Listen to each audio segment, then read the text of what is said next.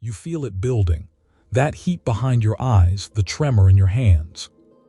It is not just a feeling, it is a biological alarm, a primal signal. This signal dictates your next move, it controls your words, it shapes your decisions. Most people fail here. They let the anger erupt, they regret the aftermath. They believe anger is an external force, something that happens to them. They try to suppress it, to wish it away, to distract themselves from it. But the anger always returns, often stronger than before, more destructive. Why do so many struggle with this fundamental human experience? Why does it consume them? Why does the world tell you to count to 10, or to take deep breaths? These are temporary fixes. They address the symptom. They ignore the root cause. They leave you vulnerable, exposed to the next trigger, the next outburst.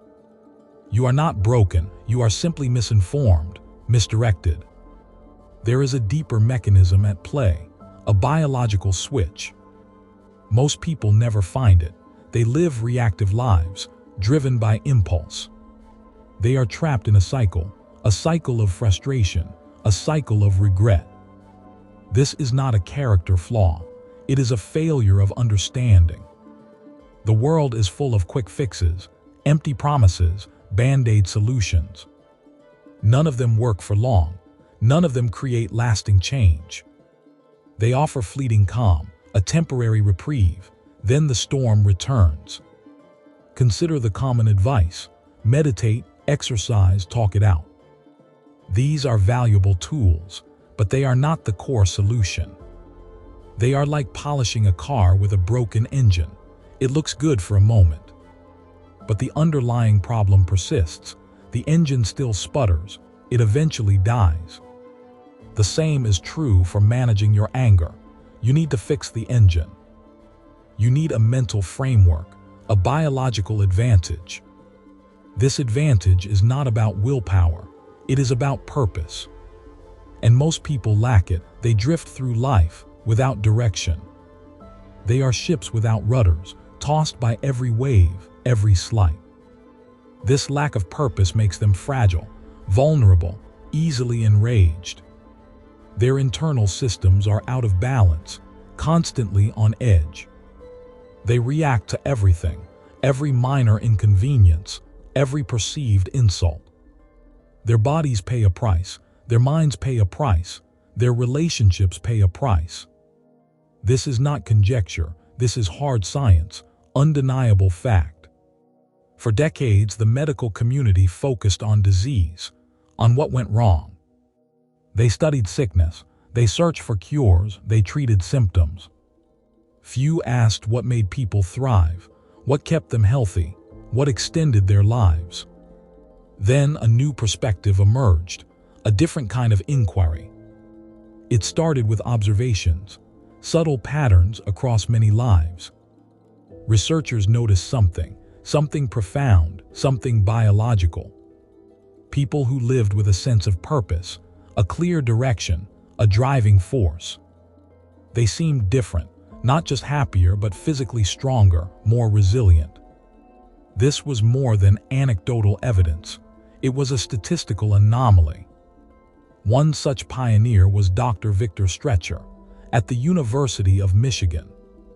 He was a man of science, a professor, a researcher. He dedicated his life to understanding human health, to preventing disease. His early work focused on behavior change, how people adopt healthier habits. He saw firsthand the struggles, the failures, the constant backsliding. He realized something was missing, a deeper motivator, beyond fear or reward. He began to investigate, to ask bigger questions about meaning, about impact. He wondered if purpose itself could be a health factor, a biological determinant. The idea seemed radical, almost spiritual, not strictly scientific. But Dr. Stretcher was relentless. He pursued the data, he followed the evidence. He started examining biomarkers, biological indicators within the body. He looked at inflammation levels, at immune system function, at sleep patterns. He compared groups, those with high purpose, those with low purpose. The initial results were striking, unmistakable. People with a strong sense of purpose showed lower levels of inflammation. Inflammation is the body's response to injury or infection. It is a defense mechanism. But chronic inflammation is destructive. It contributes to heart disease, to diabetes, to cancer. A lower inflammatory state means a healthier body, a more robust system. Dr. Stretcher's team also found better immune system function. Purposeful individuals fought off illness more effectively. They recovered faster. Their bodies were simply better equipped, more prepared for threats. And their sleep quality improved dramatically, deeper, more restorative. Sleep is crucial for physical and mental repair, for emotional regulation. Poor sleep exacerbates anger. It shortens your fuse. It clouds your judgment. Purpose, it seemed, was a biological superpower, a silent protector. This was not a small effect. It was significant, measurable. His team continued their work, expanding their studies, refining their methods. They gathered more data from more people across different demographics. The evidence mounted, the pattern solidified. Purpose was not just good for the soul, it was good for your biology. It was a fundamental key to health, to longevity, to emotional stability. Then came a pivotal moment, a massive undertaking. A meta-analysis, a study of studies, combining vast amounts of data. This project synthesized findings from 10 different studies. It included 136,000 individuals, a colossal sample size. The results were undeniable. They shook the medical community. Individuals with high purpose had a 23% lower risk of mortality. Think about that number, 23%, a significant reduction. This meant they lived longer, statistically an average of 7 years longer. 7 more years of life, simply by having a clear purpose. This was a profound discovery, a revelation. But the impact extended beyond longevity, beyond general health. The research also showed faster cognitive recovery after a stroke. People with purpose regained mental function more quickly, more completely. Their brains were more resilient, better able to heal, to adapt. This suggested an underlying mechanism, a deep biological resilience. Purpose, it turned out, was not a soft skill. It was a hardwired biological imperative. It literally changed your body, your brain, your capacity for life. It impacted your ability to regulate emotions, to manage stress, to control anger. Imagine your body as an orchestra, each instrument playing its part. Without a conductor, there is chaos, discord, noise. Anger is the sound of that discord, the instruments out of tune. Purpose is the conductor. It brings harmony. It creates order. It aligns your biological systems, your hormones, your neural pathways. It provides a coherent narrative, a reason to endure, a goal to strive for. When you have purpose, minor frustrations lose their power. They become less significant, less capable of derailing you. Your perspective widens, your priorities clarify. The small annoyances of daily life recede. They become background noise. You are focused on something bigger, something more important. This is why most people fail. They lack this internal conductor. They are constantly reacting to every stimulus, every perceived threat. Their internal systems are in a perpetual state of alarm. Their anger is a symptom, a loud, destructive symptom. It signals a deeper imbalance, a fundamental lack of direction. The science was clear, the data was unequivocal. Purpose was not a luxury, It was a biological necessity. It was the missing piece, the key to unlocking true well-being, and to mastering your anger, to transforming your emotional landscape. Dr. Stretcher's work opened a new frontier, a new way of seeing ourselves. It showed that our minds and bodies are deeply intertwined, that our emotional state impacts our physical health, and that purpose is the bridge, the powerful connection point. His research continues to expand, to uncover more layers. The implications are vast for public health, for individual lives, for anyone who struggles with uncontrolled anger, with emotional volatility. This is not about platitudes. It is about hard scientific facts. Facts that change everything, that offer a path forward. A path that most people never consider, never even know exists.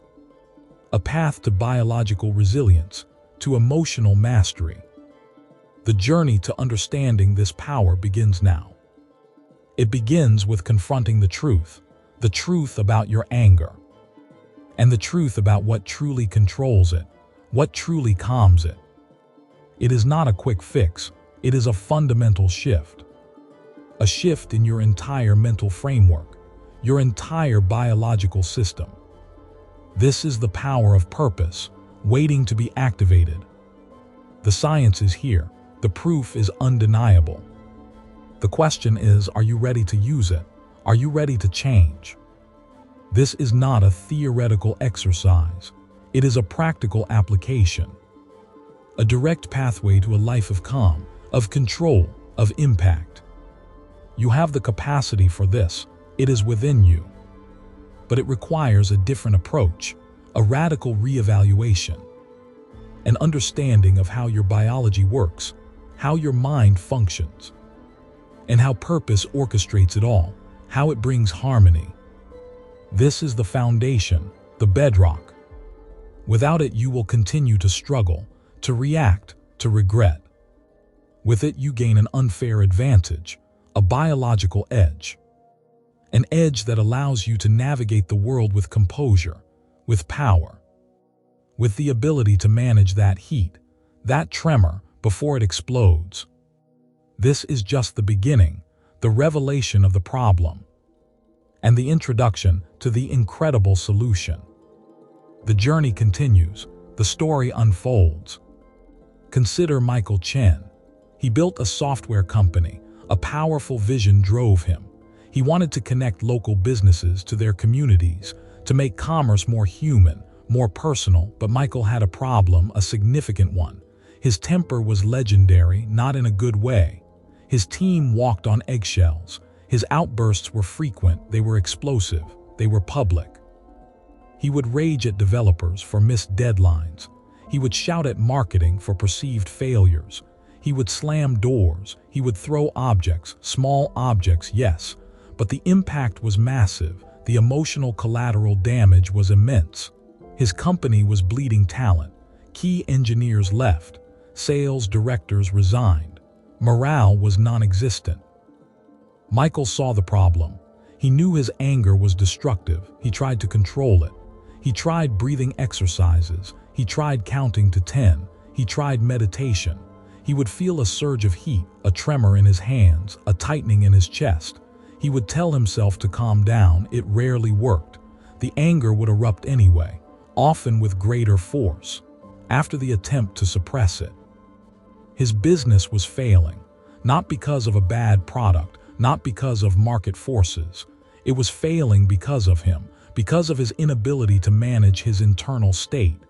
Investors were wary. They liked his vision. They believed in his technology, but they saw the team turnover. They witnessed his volatility. They pulled back. Funding dried up. One afternoon, a crucial client presentation went sideways. A technical glitch, minor in retrospect, but Michael saw red. He screamed at his lead developer in front of the client. The client, a large retail chain, walked out. They canceled the deal. A multi-million-dollar deal. It was the breaking point. Michael went home. He stared at his reflection. He saw a man losing everything. a man consumed by his own destructive fire. He sought counsel, not from a therapist focused on anger management, but from an old mentor, Dr. Evelyn Reed, a pioneer in organizational psychology. Dr. Reed listened patiently. She did not offer platitudes. She did not suggest quick fixes. She asked Michael one question, a simple question. "Why do you do what you do, Michael?"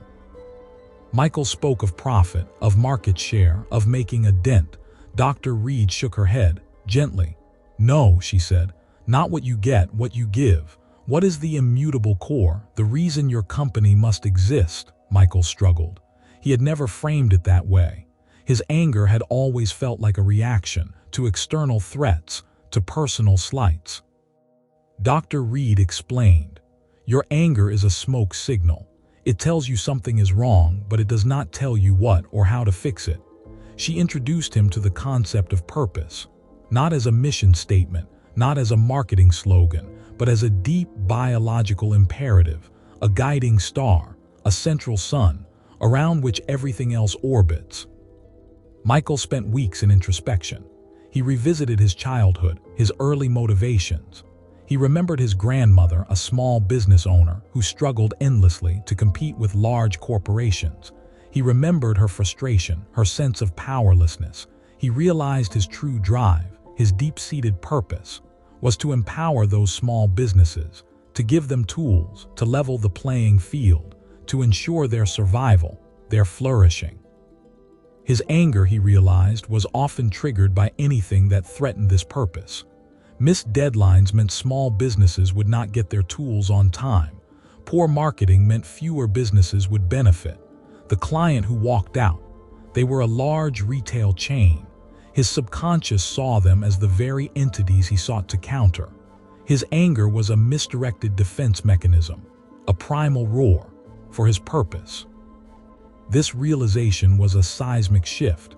It was not about suppressing anger, it was about recalibrating its source. Michael went back to his team. He called a meeting. He did not apologize for his anger, not directly. He spoke of his purpose, his true purpose. He laid it bare. He talked about his grandmother. He talked about the struggle of local shops. He talked about their shared mission, to empower the Davids against the Goliaths. He explained how his past outbursts, though unacceptable, were a twisted manifestation of his intense commitment to this very purpose. He admitted his failure to channel that intensity, to communicate it. He committed to a new path, a path of deliberate action, guided by purpose. He asked them to join him, to hold him accountable, to remind him of their shared mission. When the heat rose, the change was not immediate, but it was profound and measurable. When a new crisis arose, a server crash, a major bug, Michael felt the familiar surge, the tremor. But this time a new thought entered his mind, a new internal voice. This threatens our purpose. This hurts the small businesses we serve. He paused. He took a deep breath. He connected to that central sun. Instead of raging, he gathered his team. He stated the problem clearly. He framed it within their purpose. This server crash means small business owners cannot process sales. They lose revenue. We are failing them. How do we fix this now? The energy was still intense. The urgency was palpable, but it was directed. It was focused. It was collaborative. It was not destructive. It was constructive. His team responded with renewed vigor, with commitment. They saw a leader, not a tyrant. They saw a shared mission, not just a job. Employee retention soared. Within 6 months, it was 90%, up from 50%. Morale was tangible. Productivity increased by 20%. They secured a new round of funding, not from a venture capitalist, but from a foundation focused on community development. They saw Michael's new leadership, his alignment, his purpose. The company thrived. Michael's blood pressure dropped. His sleep improved. He no longer felt that constant internal hum of agitation. His anger had not vanished, but its expression had transformed. It became a signal, a call to action, a surge of energy directed towards his purpose, not against his team or himself. This was not suppression. This was redirection. This was mastery born from purpose. This is how the mechanism works, not as a simple switch, But as a fundamental reengineering, think of it this way. Your brain is a complex, intricate landscape filled with vast caverns and immense pressures. Deep beneath the surface lies a powerful, volatile energy source. Imagine it as a geothermal vent, a massive underground reservoir of heat, of pressure, of raw, untamed power. This is the source of your anger. When this pressure builds, when the heat intensifies, it seeks an outlet, it finds fissures, weak points in the rock, and it erupts, violently, unpredictably, spewing hot steam, destructive ash. This explosion is your uncontrolled anger. It devastates the surrounding landscape. It pollutes the air. It makes growth impossible. It creates a wasteland. Most people try to cap this vent directly. They try to seal the fissures. They try to cool the heat. They apply brute force. They use conscious effort to suppress the eruption. They tell themselves, do not be angry. They try to force the lid down, but the pressure remains. It builds. It finds new, often more destructive paths. It eventually bursts through with even greater force. This is why direct anger management often fails. It addresses the symptom, not the source, not the system. Now imagine the power of purpose. Purpose is not a cap. It is not a lid. Purpose is the design, the engineering, the construction of a sophisticated geothermal power plant, built directly over that volatile vent. This plant does not stop the energy. It does not suppress the heat. It does not deny the pressure. Instead, it channels it. It harnesses it. It transforms it. The raw energy from the vent, the intense heat, the immense pressure is directed through precisely designed pipes, through turbines, through generators. It is converted into clean, usable electricity. It powers cities. It illuminates homes. It drives progress. The same raw, volatile energy that once caused destruction is now a source of incredible, sustained power. Your anger is that raw energy. Your purpose is the power plant. When you define your purpose, when you connect to it deeply, you build that internal structure, those neural pathways, that framework that redirects the flow, the surge of heat, the tremor of pressure that once led to an explosion is now rerouted. It is given a new direction, a productive outlet. The frustration you feel, the injustice you perceive, the threat to your values, these are still signals. They still generate heat. They still create pressure, but instead of exploding outward destructively, they are funneled inward through the channels of your purpose. They become fuel for action, for problem solving, for creative solutions, for sustained effort towards your greater goal. The anger does not disappear. The energy is still there, but its expression changes, its impact changes. It is no longer a destructive force. It is a generative one. It becomes your drive, your resilience, your unwavering commitment to what truly matters. This is the biological advantage, the unfair edge that purpose provides. It re-engineers your emotional landscape from a volatile wasteland to a powerful, productive engine. This leads us to a profound paradox, a truth that most people never grasp, a truth that changes everything you thought you knew about anger. The conventional wisdom is this: to manage your anger, you must confront it, you must fight it, you must control it directly, you must suppress it, you must make it go away. This is the common, intuitive approach, and it is precisely why most people fail. The unexpected twist is this: the most effective way to manage anger is not to manage anger at all. It is to manage your attention, your focus, your mental framework. When your attention is fully, completely, and consistently absorbed by a compelling, deeply felt purpose, the neural pathways that would otherwise fire up to fuel anger are simply left unused. They are starved of energy. They atrophy. Imagine your brain as a vast control panel with thousands of switches and dials. The anger circuit is always there, ready to activate, but it requires energy. It requires attention. It requires a signal. When your purpose is strong, when it is your central focus, your attention is drawn elsewhere. It is consumed by the grand design, by the operation of the power plant, by the generation of usable energy. The signals that might normally trigger anger, they still arrive. a slight, an injustice, a setback, but they are perceived differently. They are filtered through the lens of your purpose. They become minor disruptions, background noise in the grand symphony of your mission. Your brain simply prioritizes, it allocates its precious resources, its attention, its energy, to the higher-order task of fulfilling your purpose. Anger does not disappear. It just loses its priority. It becomes a low-level signal in a system that is overwhelmingly occupied by a much more powerful, more compelling signal, your purpose. It is not about fighting the anger. It is about creating a more powerful, all-consuming alternative, a new, dominant narrative for your internal systems. This closes an unanswered question from earlier, the question of how to activate this power, how to achieve this purpose-driven state. It is not through direct confrontation with anger. It is through the cultivation of purpose, through its daily, unwavering application. It is through making purpose the primary, overriding directive for your entire biological system. When you are genuinely, deeply committed to a purpose, anger becomes a distraction, a detour, a waste of precious energy, energy that could be channeled towards your greater goal. Your brain naturally seeks efficiency. It will choose the path that serves the dominant directive. If that directive is purpose, then anger as a destructive force becomes inefficient. It becomes counterproductive. Consider the human body. It adapts, it optimizes. If you stop using a muscle, it atrophies. If you consistently use a muscle, it strengthens.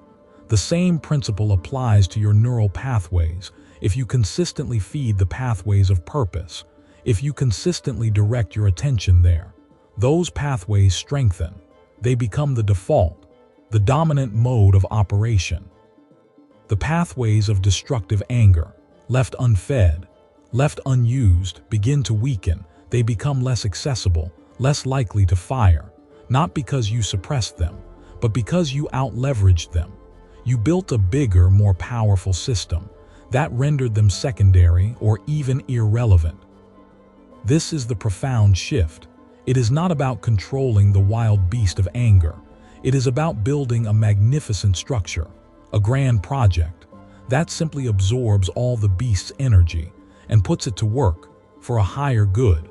It is about changing the context, the entire ecosystem in which anger operates. This insight fundamentally alters your approach. You stop focusing on the anger itself. You stop trying to fight the individual eruptions. Instead, you pour your energy, your intentionality, into defining and living your purpose. You invest in the power plant, not in 1,000 small caps for 1,000 small fissures. This is why true emotional mastery is rarely achieved through direct emotional combat. It is achieved through a deeper, more systemic change, a change in your fundamental operating system, your core programming, your biological directive. This is the work, the real work. It is not easy. It demands honesty. It demands introspection. It demands commitment. It demands that you look beyond the surface, beyond the immediate frustration, beyond the perceived slight, and ask yourself, what is the grand design? What is the ultimate purpose? That defines my existence. That guides my actions. That fuels my drive. This question is not academic. It is existential. It is practical. It is urgent. Because every day you spend reacting to the small annoyances, exploding over minor setbacks, is a day lost. A day where your precious energy, your limited time, your unique capacity for impact is squandered, is misdirected, is wasted. Your life is not a series of reactions. It is a canvas, waiting for your deliberate strokes. When you define your purpose, when you commit to it, you are not just changing your emotional responses. You are changing your biological destiny. You are rewiring your brain. You are reprogramming your hormones. You are aligning your entire system towards a singular, powerful direction. This is not self-help. This is self-engineering. The impact of this shift is not just personal, it is societal. Imagine a world where individuals operate from a place of deep purpose, where frustration is channeled, not into conflict, but into constructive action, where anger becomes fuel for innovation, for progress, for solutions instead of destruction. This is the promise. This is the potential. This is the path forward. It begins with you. It begins with your willingness to engage with this truth, to confront your own internal landscape, to ask the hard questions, to do the deep work, to build your own power plant over your own geothermal vent, to transform your own raw energy into something magnificent, something impactful. The challenge is real. The stakes are high. Your capacity for change is immense, but it requires a different kind of effort, a strategic effort, an effort directed not at the symptoms, but at the underlying architecture, the foundational purpose, the central sun that illuminates your entire being. This is not a destination. It is a continuous process, a daily commitment to reconnect, to recommit, to realign to your purpose. Every time the heat rises, every time the pressure builds, you have a choice to explode or to channel, to destroy or to create. The blueprint is clear, the science is undeniable, the path is open. But how do you find this purpose? How do you articulate it? How do you ensure it is truly yours and not just a borrowed ideal? How do you make it so compelling, so central that it naturally overrides the destructive impulses? How do you build that power plant, brick by brick, turbine by turbine, in your own mind, in your own life? That is the next step, the next layer of understanding, the next challenge, the one that awaits for those ready to truly transform. The path to purpose is not a solitary philosophical journey. It is a practical, brutal engagement with your daily reality. It is a confrontation with your deepest frustrations. It is a decision to build, not just to react. Consider Elias Thorne. He was a lead engineer, a brilliant mind. He managed large infrastructure projects, bridges, power grids, water treatment plants, projects worth hundreds of millions of dollars. His teams knew his genius. They also feared his temper. Elias would explode over minor design flaws, over delayed delivery, over a miscommunication in a blueprint. His anger was a force of nature. It ripped through meetings, it alienated colleagues, it stalled progress. His project turnover rate was 20% higher than the company average. His projects consistently ran over budget by 10 to 15%, not due to technical error, but due to team paralysis, due to fear-driven decisions, due to a climate of anxiety. Elias was a liability. Despite his talent, the executive board gave him an ultimatum: change or leave. This ultimatum was his geothermal vent, his moment of truth. Elias spent weeks in denial. He blamed his team. He blamed the system. He blamed the impossible deadlines. He blamed the incompetence around him, but the mirror reflected a different truth. His outbursts achieved nothing. They only amplified the chaos. They drained his energy. They diminished his impact. He finally admitted his core problem. He was reacting. He was exploding. He was destroying instead of building.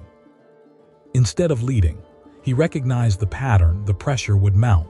The small annoyance would trigger. The eruption would follow, and the cycle would repeat. He saw his life, his career, his relationships as a series of these destructive cycles. He understood the program's message. He needed a central sun, a purpose beyond the immediate task. Elias began his work. He first acknowledged his anger, not as a flaw, but as raw energy. He asked himself, what am I trying to protect? What value is being violated when I feel this surge of rage? He realized his anger stemmed from a deep commitment to precision, to quality, to delivering essential infrastructure that would serve communities for decades. His purpose was not just to build a bridge. It was to build a bridge that would stand for a century. A bridge that would carry millions safely. A bridge that would connect lives. A bridge that represented human ingenuity at its finest. His purpose was to create lasting, dependable value for society, for the future. This was his central sun, his foundational purpose. He articulated it, he wrote it down, he reviewed it daily. When the next crisis hit, A critical component was delayed by 3 days. A 3-day delay meant a $45,000 cost overrun and a potential ripple effect on the entire project timeline. Elias felt the familiar heat rise, the pressure build in his chest. His jaw tightened, his fists clenched, his mind screamed to unleash a torrent of blame, to tear into the logistics manager, to demand immediate, impossible solutions. His old programming demanded an explosion. But this time he paused. He invoked his purpose. A century-long bridge, millions of lives safely connected, lasting, dependable value. Would an explosion serve that purpose? Would it build the bridge faster? Would it make the component appear? Would it ensure quality? He knew the answer. No. An explosion would only create more fear, more paralysis, more delays. He reframed the situation. The delay was a challenge to his purpose, not an attack on his ego. His purpose demanded a solution, not a reaction. He took a deep breath. He called the logistics manager, not to yell, but to understand. He asked direct questions. What happened? What are our options? What is the best path forward? The manager, expecting an onslaught, was disarmed. He explained the supplier issue. He outlined 2 potential workarounds. Elias listened. He engaged. He collaborated. He channeled his intense energy, his desire for perfection, into problem solving, into strategic thinking, into clear communication. Together, they devised a plan. They expedited a different component. They adjusted the construction sequence. They mitigated the impact. The project lost 1 day, not 3. The cost overrun was reduced by 2/3. The team felt empowered, not demoralized. Elias had transformed his raw anger into focused drive. His purpose had acted as a filter, a guidance system, a control mechanism for his powerful internal energy. Measurable results were stark. Over the next 2 years, Elias' projects consistently met deadlines, often finishing ahead of schedule. The cost overruns vanished, replaced by savings. His team turnover dropped by 70%. His team members spoke of a new Elias, a leader who challenged them but also supported them, a leader who demanded excellence but fostered collaboration. Elias himself reported a profound shift, less stress, more clarity, a sense of deep satisfaction. He was still intense, still driven, but his drive was now constructive. His energy was channeled, his purpose was realized, brick by brick, turbine by turbine, in his own mind, in his own life. This transformation is not magic, it is engineering. It is a fundamental shift in how you process internal energy. Think of your emotional system, not as a fragile, unpredictable machine, but as a vast, complex hydraulic network. Your emotions are like fluids, constantly flowing, constantly generating pressure. Anger specifically is like a surge, a sudden, powerful rush of fluid through this network. Most people experience this surge and allow it to rupture pipes, to flood chambers, to overwhelm the system. This is the explosion, the destructive impulse. Our metaphor for purpose is a sophisticated pressure regulation system within this hydraulic network. Imagine a central high-capacity valve. This valve is not designed to stop the flow. That would only build pressure until it burst elsewhere. Instead, this valve is designed to redirect the flow, to channel it, to convert its raw force into constructive output. This is the purpose valve. When the surge of anger begins, the purpose valve activates. It does not deny the anger, it acknowledges its presence. It recognizes its power, but instead of letting it flood indiscriminately, it directs that energy through a series of turbines. These turbines are your defined actions, your strategic responses, your constructive communications, the very acts that align with your central purpose. The raw energy of the anger spins these turbines, generating power, generating solutions, generating impact. The mechanism works like this. Your brain, specifically your prefrontal cortex, the seat of executive function, is the control center for this purpose valve. When you define your purpose, when you commit to it, you are essentially programming this control center with a new directive, a new set of operating instructions. The old directive was often a reactive one: fight or flight, respond to threat, attack the perceived aggressor. The new directive is to channel, to create, to build, to align with your higher purpose. When a trigger event occurs, the amygdala, your brain's alarm system, fires off a signal, a surge of adrenaline, a rush of cortisol. This is the raw energy, the rising pressure without a defined purpose. This energy bypasses the prefrontal cortex or overwhelms it. It goes straight to primitive, reactive responses. The explosion, the flood. But with a strong, deeply ingrained purpose. The prefrontal cortex intervenes. It receives the alarm signal, it recognizes the surge, and it immediately consults its program directive, its central sun, its purpose valve. It asks, does this surge serve my purpose? If not, how can I redirect it? How can I channel it? How can I convert this raw energy into meaningful action? This is the moment of choice, the moment of conscious intervention. The purpose valve then opens, not to block, but to direct. It diverts the energy from destructive pathways towards constructive ones. It uses the adrenaline to fuel intense focus. It uses the cortisol to sharpen problem solving. It uses the primal drive to propel deliberate action. The anger is not suppressed. It is transformed. It is transmuted. It becomes a powerful engine, driving your purpose forward. This is the engineering of self, the mastery of your internal hydraulic network. This metaphor of the purpose valve, this internal hydraulic system, it highlights a critical, often misunderstood truth, a paradox. Most people believe they must conquer their anger, they must suppress it, they must eliminate it to achieve peace, to achieve control. They see anger as an enemy, a destructive force to be vanquished. This is where they fail. This is why their efforts are temporary. This is why the pressure eventually builds and bursts. The unexpected twist is this: you do not conquer anger by fighting it. You conquer it by harnessing it, by recognizing its true nature. Anger is not inherently good or bad. It is raw, potent energy, like a geothermal vent or a surging river. Its destructiveness comes from its misdirection, not its existence. The paradox is that your most intense anger holds the clearest blueprint for your deepest purpose. Think about it. What makes you truly furious? What injustice makes your blood boil? What betrayal ignites a fire within you? It is not trivial matters. It is usually something that violates your core values, something that threatens what you hold most sacred, something that undermines your deepest beliefs. Your anger, when examined dispassionately, is a signal, a powerful indicator of what truly matters to you. If you are furious about inefficiency and waste, your purpose likely involves optimization or resourcefulness. If you rage against injustice, your purpose probably centers on fairness or equity. If you explode over shoddy work, your purpose is likely rooted in excellence or integrity.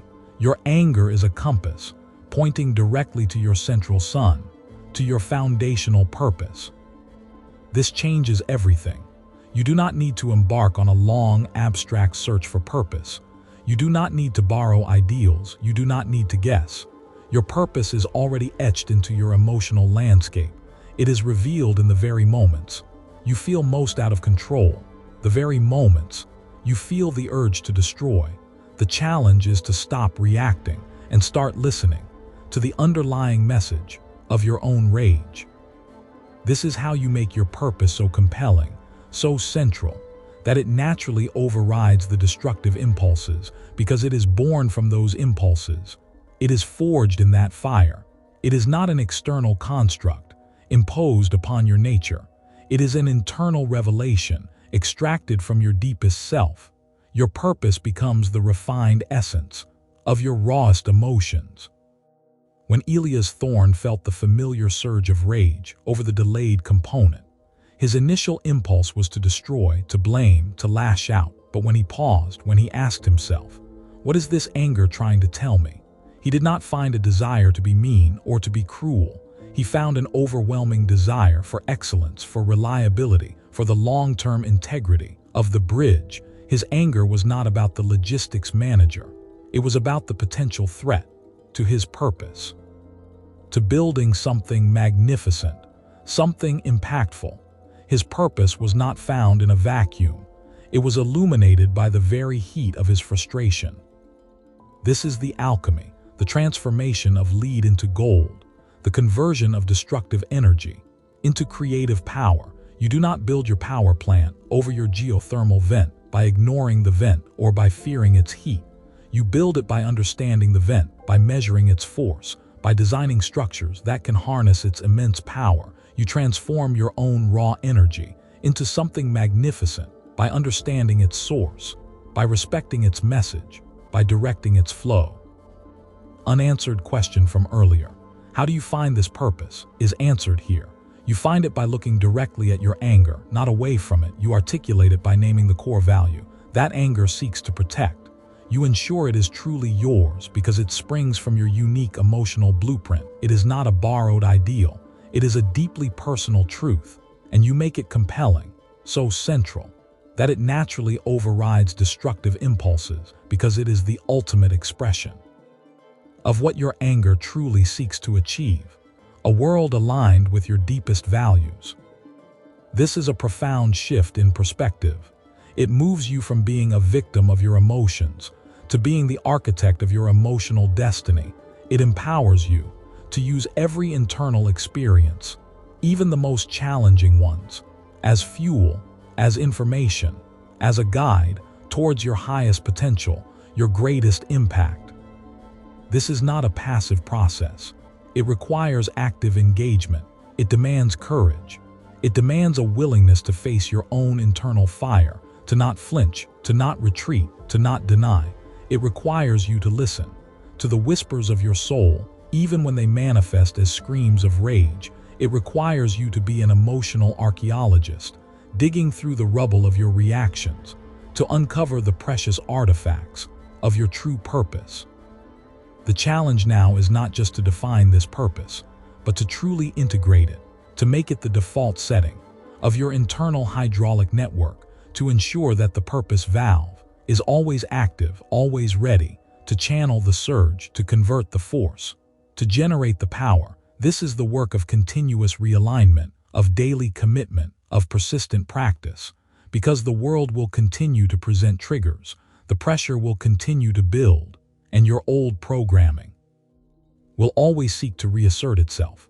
The question is no longer, how do I stop being angry? The question becomes, how do I make my anger serve my purpose?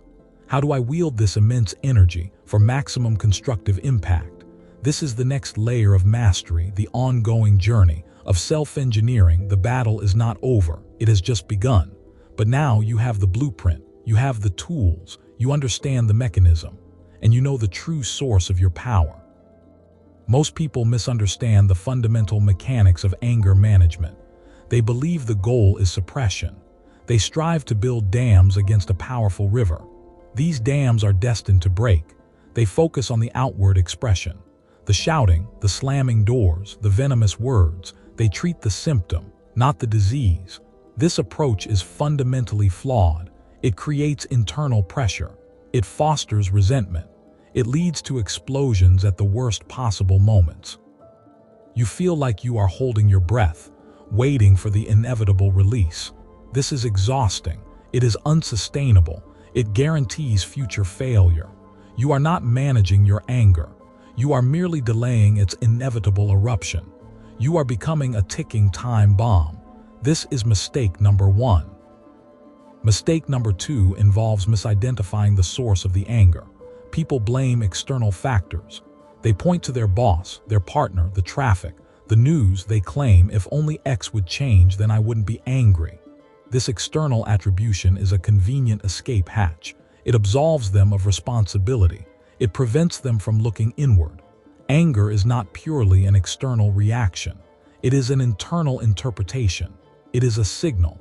It tells you something about your values, your boundaries, your unmet needs. When you blame the outside world, you miss the opportunity to understand your own internal landscape.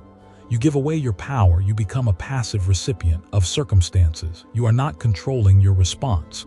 You are being controlled by your environment. This is a critical error. It keeps you trapped in a cycle of reactivity. You are always on the defensive, always reacting, never truly acting. Mistake number 3 is the belief that anger is inherently negative. They see it as a destructive force, to be eradicated, to be ashamed of. This is a profound misunderstanding. Anger is energy. It is a primal signal. It has served humanity for millennia. It signals injustice. It signals threat. It signals a violation of deeply held beliefs. To eliminate anger entirely is to eliminate a vital part of yourself. It is like removing your own alarm system. Because it sometimes sounds too loudly, you become numb, you become disconnected, you lose your ability to fight for what matters, you become passive, you become compliant, you become a doormat. This is not strength. This is weakness. This is mistake number 3. The concrete method for transforming anger begins with a deliberate pause. Not a pause to suppress, but a pause to observe. When the heat rises, when the frustration tightens your chest, stop. Do not speak. Do not act. Just pause, breathe, feel the physical sensations. Where does the anger reside in your body? Is it in your jaw, your stomach, your shoulders? Acknowledge these sensations without judgment. This is the first step in detaching from the automatic reaction. You are creating space between the stimulus and your response. This space is where your power lies. Next, you identify the core value being threatened. Ask yourself, what is this anger trying to tell me? What deeply held principle is being violated? Is it fairness, respect, safety, autonomy, honesty? Your anger is a messenger. It is trying to protect something precious. You must listen to its message. You need to articulate it. For example, if your boss criticizes your work unfairly, your anger might stem from a violated value of respect. You feel disrespected. You feel your competence is being questioned unjustly. Naming this value is crucial. It gives you clarity. It moves you from a vague feeling of irritation to a specific understanding of the situation. Then, you reframe the situation through the lens of your purpose. Remember the geothermal vent. Your anger is the heat.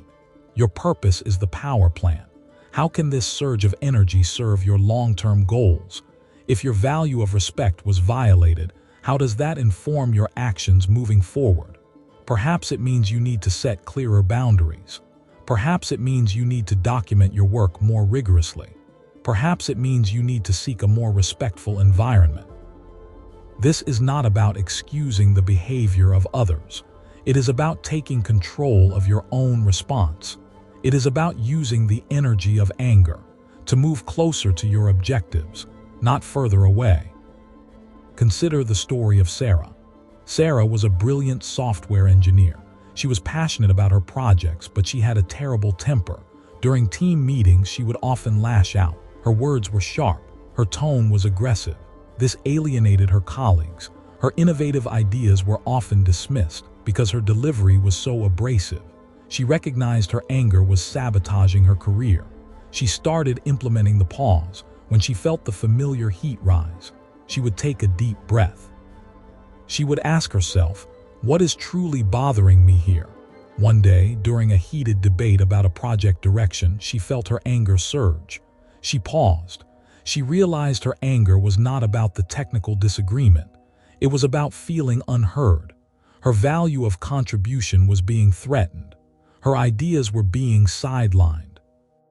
Instead of shouting, she said, I understand the concerns, but I believe my approach could significantly improve efficiency.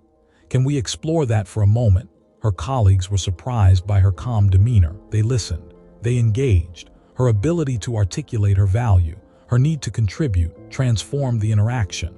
Her colleagues began to see her as a constructive force, not a destructive one. Her project ideas were embraced. Her team collaboration improved dramatically. Her performance reviews shifted from difficult to work with to an invaluable team member. Her promotion came 6 months later. Her anger did not disappear. It was transmuted into persuasive communication, into strategic influence. Another example is Mark. Mark owned a small bakery. He was incredibly proud of his creations. One morning, a customer complained loudly. The complaint was about a perceived staleness.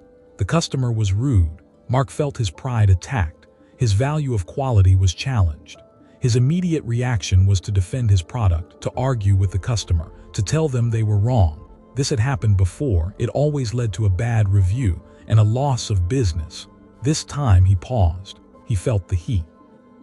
He asked himself, what am I protecting? His quality, his reputation. He took a breath. He looked at the customer. He said, I'm truly sorry you feel that way. Quality is everything to us. Let me get you a fresh pastry on the house, and please tell me exactly what you noticed so we can ensure it never happens again. The customer was taken aback. The anger diffused. They accepted the offer. They explained their concern. Mark listened. He learned. The customer left satisfied. They even left a positive online review. They praised his customer service. His willingness to listen. Mark realized his anger was a barrier. It prevented him from learning. It prevented him from building loyalty by channeling his anger into a desire to understand and improve.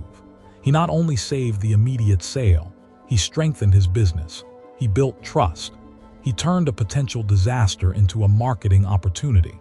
His profits increased by 15% in the next quarter. His reputation for excellent service grew. The single action you can take today, right now, is this. The next time you feel anger rising, do not react, do not suppress, just pause and ask yourself one question. What value am I protecting? Say the value out loud. Even if you are alone, say, I am protecting my respect, or I am protecting my autonomy, or I am protecting my sense of fairness. Just naming the value creates a small but powerful shift.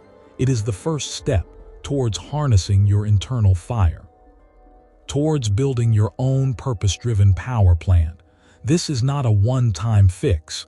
It is a daily practice, a continuous realignment. But today, start with that one question. What value are you protecting?